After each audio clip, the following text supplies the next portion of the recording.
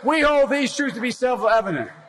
All men and women created by you know the thing. The Me Too movement has forced a cultural reckoning around the issue of sexual violence and harassment against women in America. No man has a right to raise a hand to a woman in anger. And so we have to just change the culture, period, and keep punching at it and punching at it and punching at it. Very poor choice of words.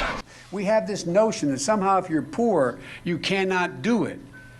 Poor kids are just as bright and just as talented as white kids, wealthy kids, black kids, Asian kids. No, I really mean it, but think how we think about it. And why should the voters believe that you can win the national election? I was a Democratic caucus. You ever been to a caucus? No, you haven't. You're a lying, dog-faced pony soldier. I got your work straight, Jack. Look, here's the deal. I'm not voting for you.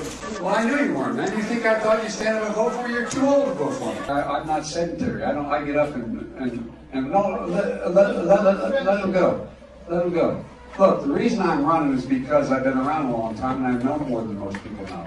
And I can get things done. That's why I'm running. And you want to check my shape on, let's do push-ups together here, man. Let's run. Let's do whatever you want to do. Let's take the T-shirt. But the Taoiseach knows a lot about it. His mom lived in Long Island for 10 years or so. God rest her soul. And although your mom's still alive as your dad passed. God bless her soul. I got to get this straight. Play the radio. Make sure make sure you have the record player on at night. Corn Pop was a bad dude, and he ran a bunch of bad boys.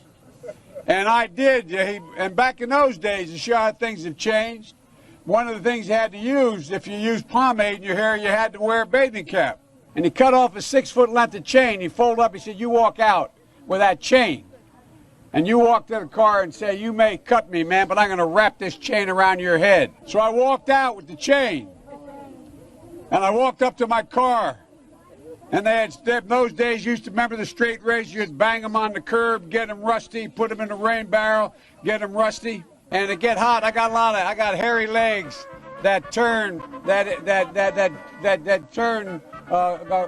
blonde in the sun. And the kids used to come up and reach in the pool and rub my leg down so it was straight, and then watch the hair come back up again. They'd look at it. So I learned about roaches. I learned about kids jumping on my lap.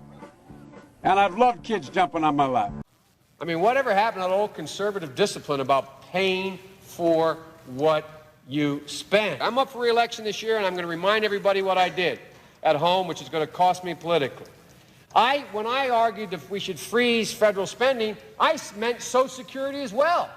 I meant Medicare and Medicaid. I meant veterans benefits. I meant every single solitary thing in the government. And I not only tried it once, I tried it twice, I tried it a third time, and I tried it a fourth time. And thank you, Dr. Pepper, and thank you, Chancellor, or Dr. Paper, and thank you, Chancellor. We choose unity over division. We choose science over fiction. We choose truth over facts. Paul Ryan was correct. When he did the tax code, what's the first thing he decided we had to go after? Social Security and Medicare. Now, we need to do something about Social Security and Medicare. That's the only way you can find room to pay for it. We've acted together. We have never been unable to overcome whatever the problem was. If you agree with me, go to Joe 30330 and help me in this fight. Thank you very much.